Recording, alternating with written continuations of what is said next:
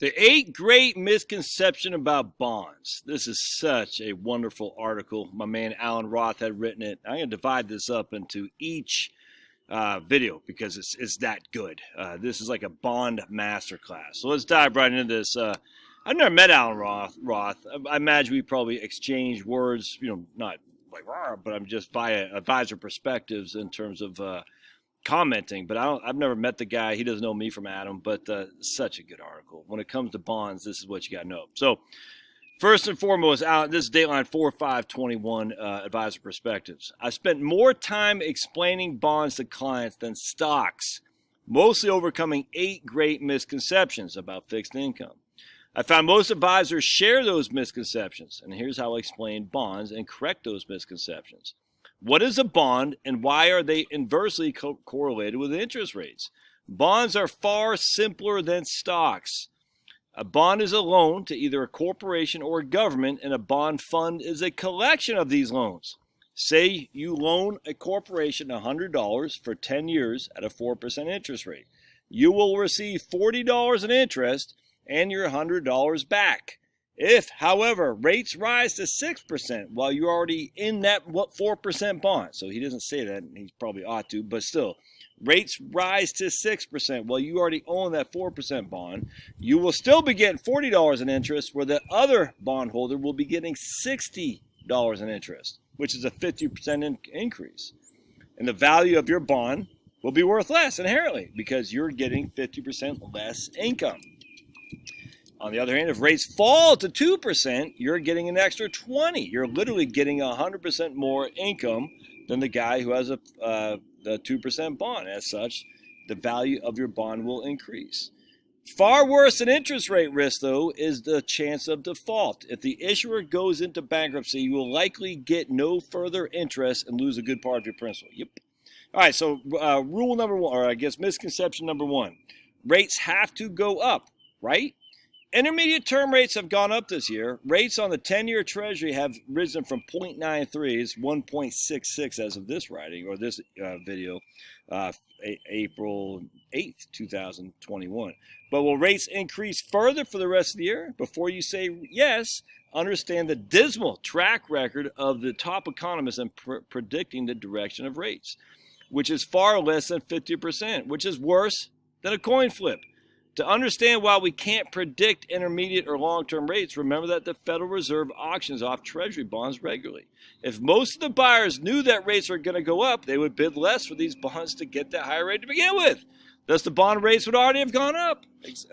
I hope that makes sense. So basically, what he's saying is, look, man, the Federal Reserve is issuing bonds which you're bidding on. All right, so if you think the rates are going to go up, you'll bid less money, which means the Federal Reserve will have to increase the rates in order to sell you the bonds. It's just that simple. So the fact is, the rates, what we see right now is a certain rate, means inherently people are willing to buy the bond for that rate. It's just that simple. If you said, look, I don't want to pay 1.66 for a 10-year Treasury because rates are going up, you're not going to buy the bond. There'll be no liquidity. You will not make that purchase. You'll say, I'm going to wait till it goes to 1.7, 1.8, which means you're going to hold tight on your money until the Federal Reserve raises money in which to sell you the bond. It's an auction, man. If the rate is not good, you're not buying it. It's just that simple. And they'll raise the rate for you to end up buying it. All right, another misconception is that intermediate and longer term rates follow the Fed funds rate. Oh, this is so important. The Fed controls the Fed funds rate, i.e. the shortest of the short-term rates, merely overnight money. Markets control the long-term rate. I cannot agree with that more. Beginning in 2014, the Fed did a double whammy. It stopped buying back bonds, Build Back Better, the end of quantitative easing, and raised the Fed funds rate. As such, many financial planners cried bond bubble and predicted an increase in rates causing bonds to plummet. The reverse happened. Intermediate and long-term rates declined and bonds did quite well. Just like stocks, one must have knowledge the rest of the market doesn't have. William Bernstein once told me, trying to predict stock market returns is merely foolish. Trying to predict interest rates is outright idiotic. So let's take a gander at, just close this window real quick. Let's take a gander at what the economist predictions of bonds have been. There we go. New York Times, the upshot. Today's economists, we keep flunking forecasts on interest rates, distorting the budget outlook, by Jared Bernstein. I think, who did Jared Bernstein work for? Why is it so big? I don't want that big. Oh boy. Well, anyway, so government economists try to predict the future. I don't want this thing. Oops. There we go. Why is it giving me that? I don't want that. All right, so maybe I gotta go here or something like that. I just did that. All right.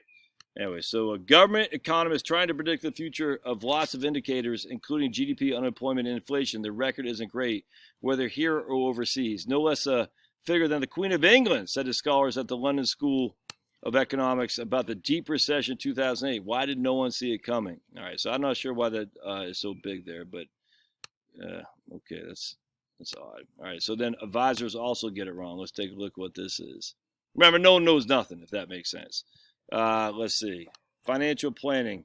This is Alan Roth, Dateline 2019. Why planners keep getting it wrong on interest rates. Yeah, I agree. So I'll let you all read that for sure. I remember in 2009, when the first, or 2007. When was the first QE with freaking Paulson? That was 2008, wasn't it? I can't remember. But anyway, I remember the first QE when we had helicopter Ben Bernanke, and having been raised under the traditional classicalist of economics, too much money chasing too few goods is inflationary, a la Milton Friedman. I thought for sure that the helicopter Ben dropping all his money from helicopters was inherently going to be inflationary. And I said, so interest rates have to go up. We were wrong. We're wrong. Look where we are compared to where they were in 2008. It's nuts, man. So anyway, interest rates don't have to go up, but stay tuned for part 2. I think you'll get a lot out of this. All right, we'll see you.